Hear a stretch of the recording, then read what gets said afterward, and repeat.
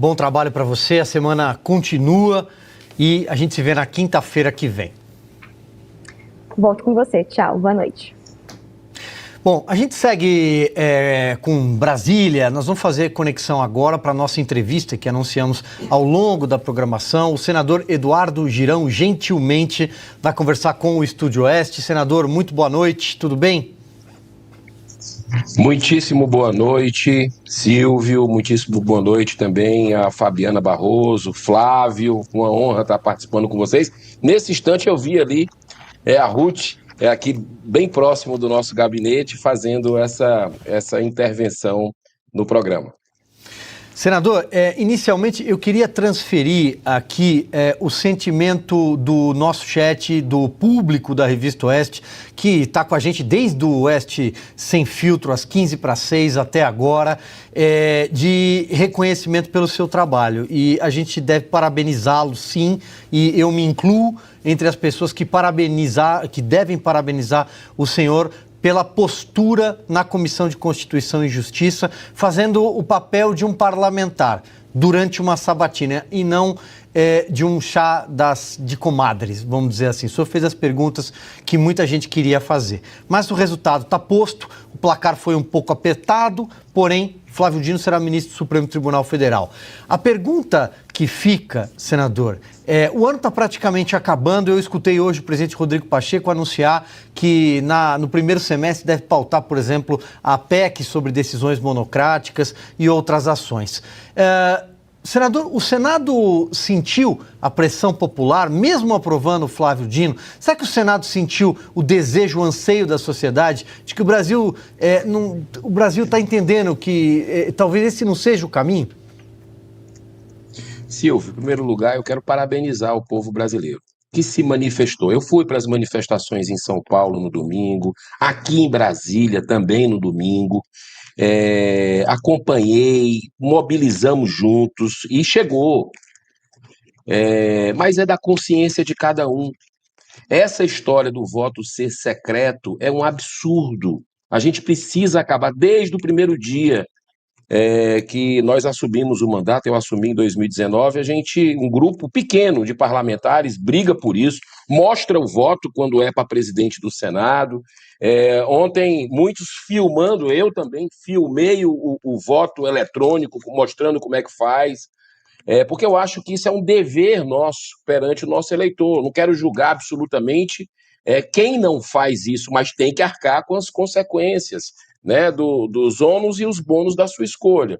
Então, eu acredito que nós estamos evoluindo, porque a sociedade está gostando de política e vai gerando uma massa crítica, né, de que o voto tem que ser aberto, né, a gente tem que acabar com o segredismo na República. O presidente Davi Alcolumbre, que era o presidente ontem na sabatina, é o presidente da CCJ, que quer voltar ao Senado, diga-se de passagem, depois do Rodrigo Pacheco, prometeu isso na campanha dele, que derrotou Renan Calheiros. O discurso de posse do Davi Alcolumbre, se você pegar, foi basicamente em cima disso, e ele não cumpriu, ele rasgou a promessa e ficou por isso mesmo. Então, eu acho que se o voto fosse aberto, a história seria outra. O brasileiro precisa saber que a natureza não dá saltos.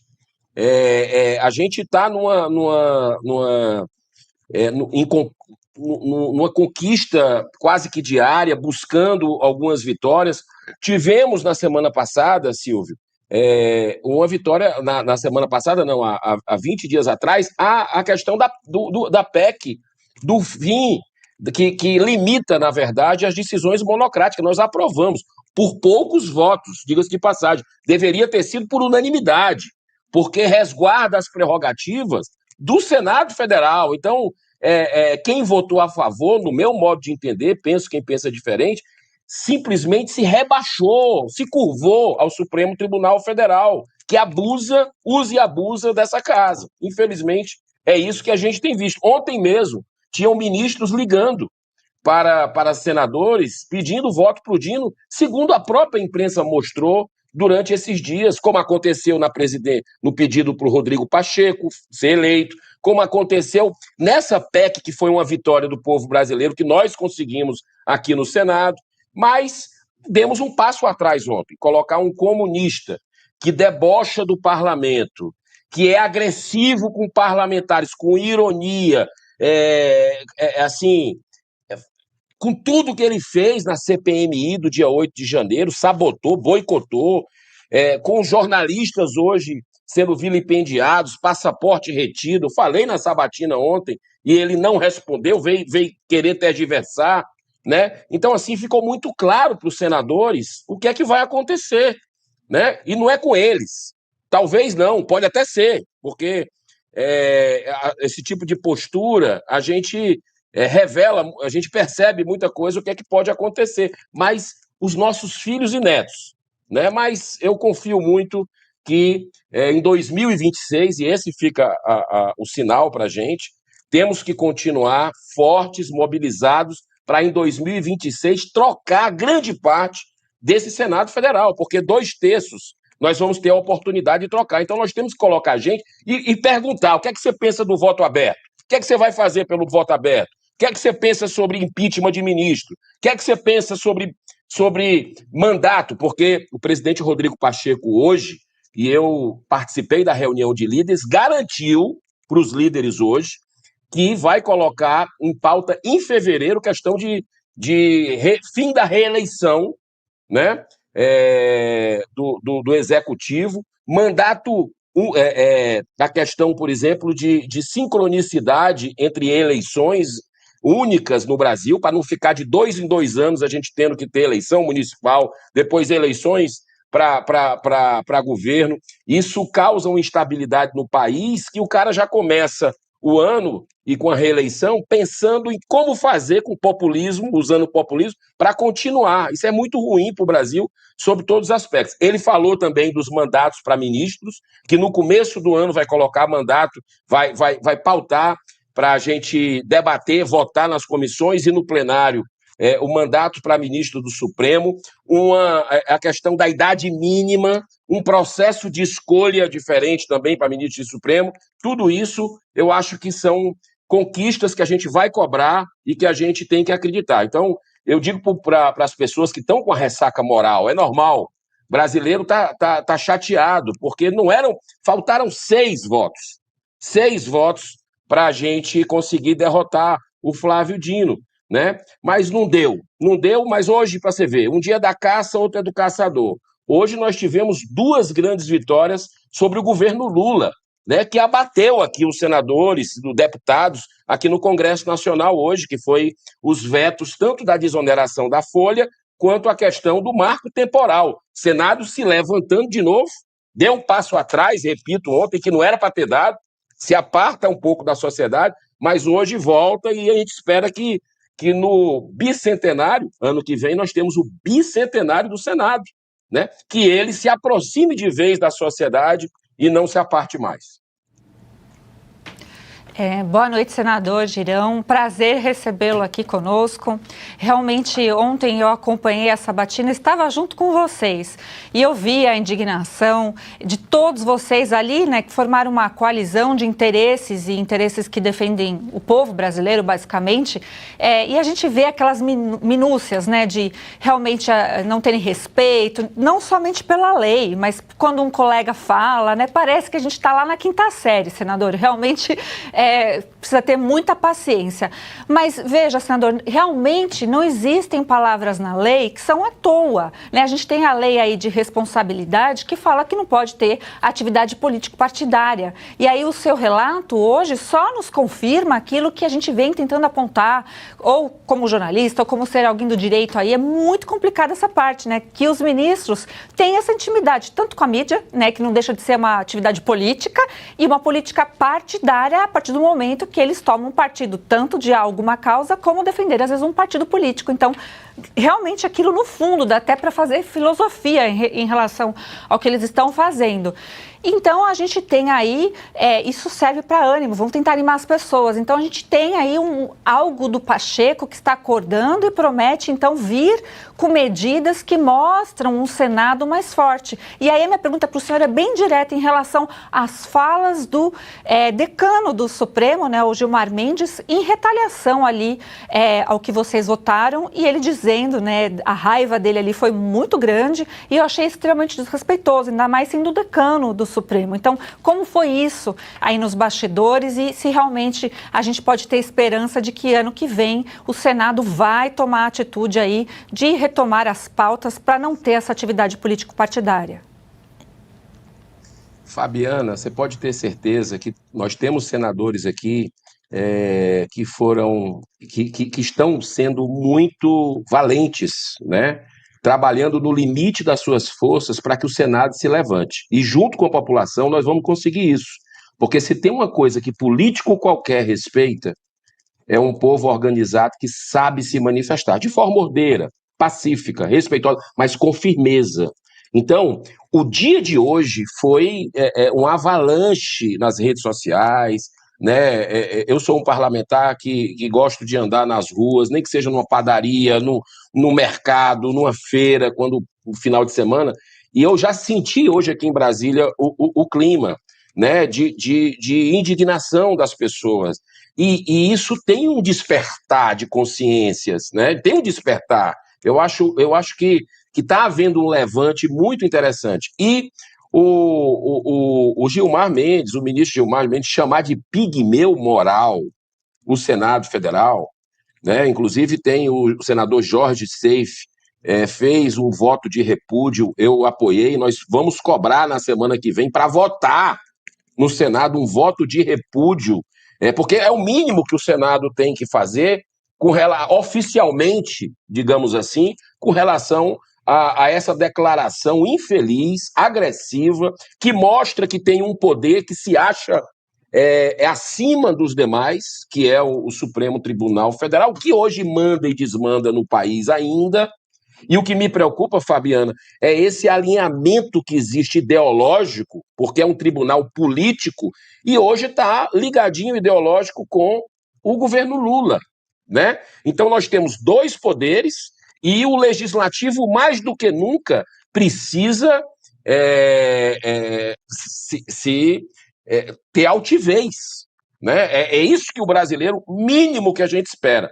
Agora, tem uma coisa que é fundamental, além do que o Rodrigo Pacheco se comprometeu, e nós vamos cobrar todo dia a ele, que é a questão dos mandatos, novo processo de escolha para ministro, e começar a analisar esses processos de impeachment. Hoje nós somos minoria ainda, mas em 2026, né, eu acho que isso vai ser muito pedagógico para o país, que a gente analise, porque é um dever dessa casa. Mas tem uma coisa fundamental, sabe o que é?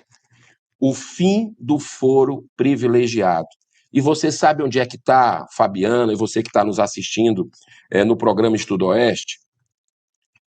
Está na Câmara dos Deputados, na mesa do Arthur Lira.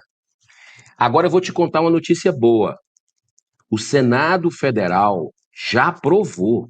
Não me pergunte como, porque foi há 5 anos, eu nem estava aqui, nem tinha chegado.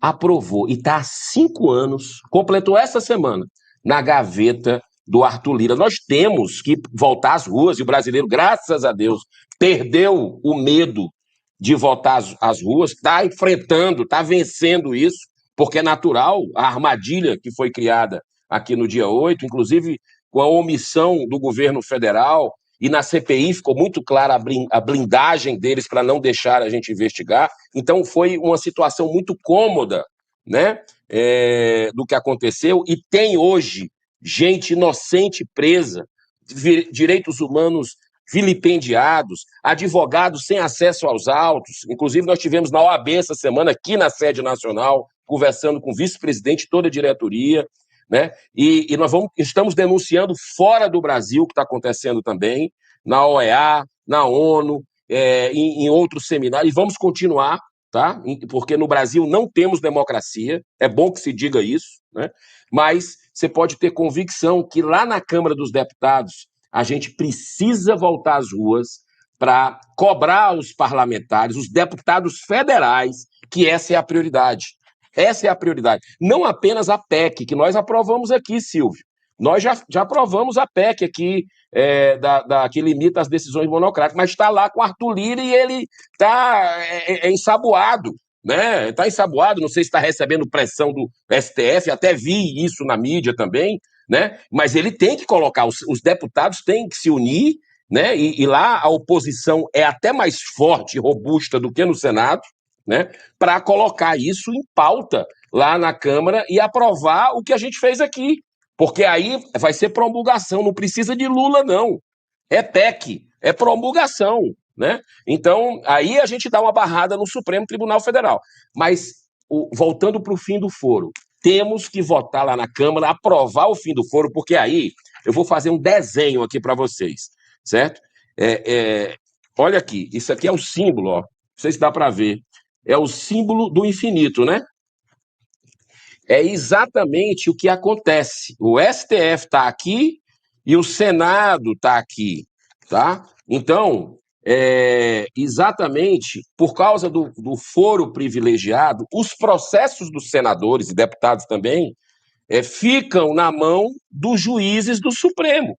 Os processos dos senadores que têm problemas ou correligionários deles, parentes, enfim, que são políticos, estão lá. E quem é que investiga o Supremo? São os senadores, que constitucionalmente é quem tem prerrogativa. O que é que acontece? Trava o sistema. O foro privilegiado trava o sistema, o mecanismo, porque um fica protegendo o outro.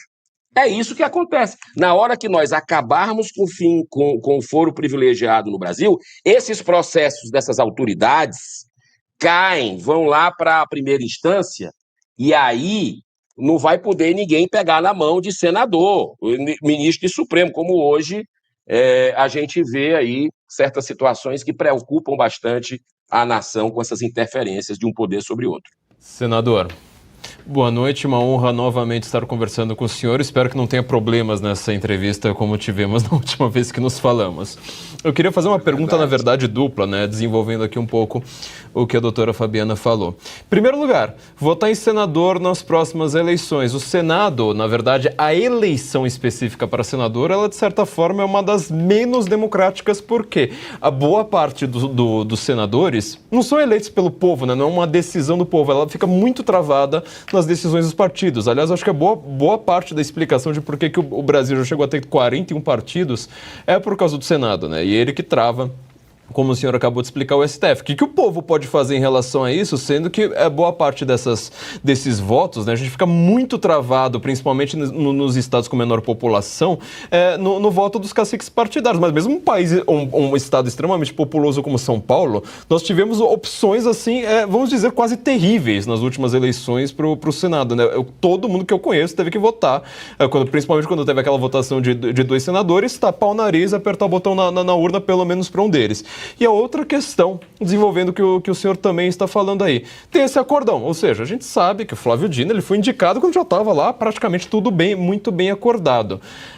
Tem alguma coisa, tem esse foro privilegiado aí, mas a questão fora da política, ou seja, fora dessas instituições, o povo vai ter que voltar para as ruas mais ou menos como na época do impeachment, ou seja, ficar nas ruas o tempo todo para conseguir fazer alguma coisa?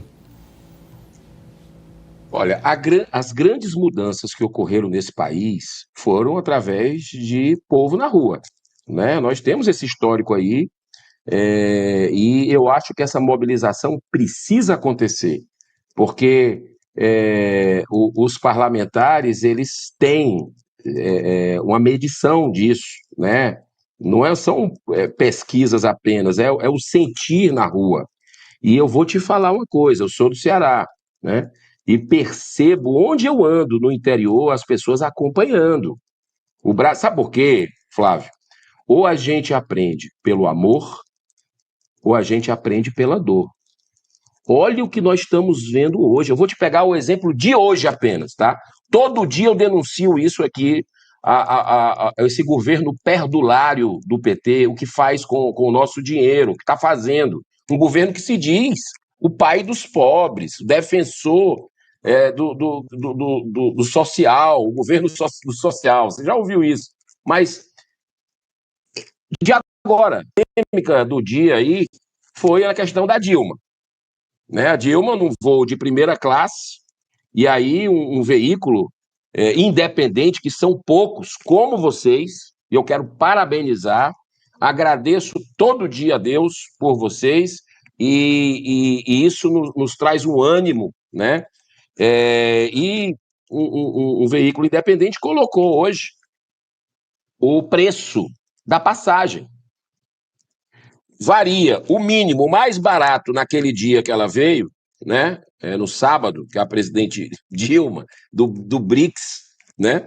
Do Banco dos BRICS, é R$63 mil, e o mais caro, R$75 mil.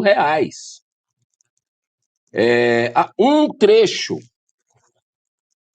Gente, isso é brincadeira, um troço desse, entendeu? Um salário de 290 mil por mês, a diária de 68 mil reais de um hotel que o Lula ficou agora, né, na semana passada, a diária, 68 mil reais, a aeronave da FAB para cima e para baixo, as viagens internacionais que ele já gastou mais de 100 milhões de viagens internacionais, mas se você juntar com as viagens da FAB para cima e para baixo, já dá 1 bi. B de bola e de índio. Os caras estão torrando, queimando o dinheiro da gente. Então, ou a gente aprende por amor ou pela dor. E eu vou te falar uma coisa, o Nordeste você sabe, que é muito ainda ali manipulado, né? A gente tem isso, e o Lula entregou semana passada, ou seja, nada que é oculto vai ficar para sempre, está sendo revelado já, isso é inclusive bíblico, e ele disse que a pobreza beneficia, né, as pessoas a votarem, ele entregou ali a estratégia, né? Então, é bom para ele ver, para o projeto de poder deles, ver as pessoas pobres, está aí, os resultados dessa ideologia das medidas que eles tomam, que zero de compromisso com o Brasil, de responsabilidade com as pessoas. Então, lá no Nordeste, eu percebo já, conversando com as pessoas, eu converso com gente de direita, com gente de esquerda, né? Eu faço questão, quem é a favor de governo, quem é contra, eu gosto de conversar, para ouvir, para sentir, e as pessoas já estão arrependidas. Muita gente já caiu na real, que foi enganada. E eu vou te falar, volta no tempo aí, Flávio, e a liberdade de expressão da gente é complicada, né? Você, numa entrevista comigo, sabe do que aconteceu, né? Um absurdo, e nós estamos denunciando isso, mas a gente tem que entregar a verdade. A gente tem que entregar a verdade, né? Questão de honra. Você pega esse governo que a gente está vendo o que está fazendo diariamente, vilipendiando com o STF, na eleição, o TSE, agora, na eleição passada, que trouxe o Lula, depois da descondenação do STF, de tudo que a gente viu, o TSE o tempo inteiro atuou parecendo um partido político. Ele censurava, não podia falar de Lula com relação ao aborto, enquanto a gente sabe, a história do PT sempre defendeu a legalização do aborto, e o Lula também, né? Não podia se falar isso. O que é que o governo do Lula fez? Assim que assumiu, começou a revogar as portarias pró-vida, tirar o Brasil de consensos internacionais pró-vida. É o que a gente denunciava, mas não se podia dizer, o candidato Bolsonaro, na época, não podia dizer isso, porque o TSE não permitia. Maduro e o Daniel Ortega, os ditadores sanguinários, abusadores dos direitos humanos, de todas as formas, o povo com fome, na miséria, 7 milhões já deixaram o país com a roupa do corpo aí, pesando 10, 15 quilos a menos. O Brasil tem recebido milhares e milhares de pessoas todos os dias, todas as semanas.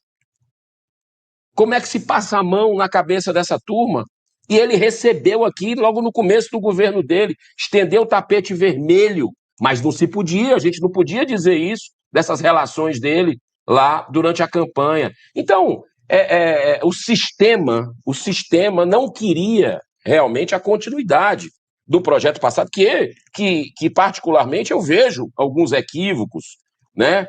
Mas não tem comparação, né? Então, o que é que eu digo para você? 2026, respondendo diretamente a sua pergunta sobre a questão do Senado. Eu sou defensor de candidatura independente. Estou no Novo, hoje no Partido Novo, um partido que estou me sentindo muito bem, porque tem a coerência entre o pensar, o falar e o agir. Tem uma gestão espetacular do Zema lá, do governador Zema, o melhor governador do Brasil, no meu modo de entender, de forma fria, analisando a situação. Pegou terra arrasada pelo PT, conseguiu fazer o que está fazendo, 740 mil empregos com pandemia no meio, a gestão dele. E tem o prefeito de Florianópolis, Adriano Silva, com 92% de aprovação, não precisa falar mais nada do que ele tem feito lá em Florianópolis, lá em Joinville, né? Então, eu estou bem acolhido, mas eu defendo e continuo defendendo a candidatura avulsa no Brasil. Acho importante, temos em outros países, né? E vamos ter opção. Nós sempre tem opção. Sempre tem alguém que vai. Agora a gente tem que cobrar. O que é que você pensa? Hoje a verdade está muito na cara das pessoas. O que é que você pensa sobre aborto? Sobre droga? Sobre a questão do ativismo judicial? Sobre impeachment de ministro do STF? Deixar claro isso, perguntar, né? E o momento certo é a gente começar já no radar a identificar isso. E outra coisa, você que está nos assistindo, por que você não pode ser Eu nunca planejei para ser candidato, nunca, né? Foi uma coisa assim que foi um chamamento.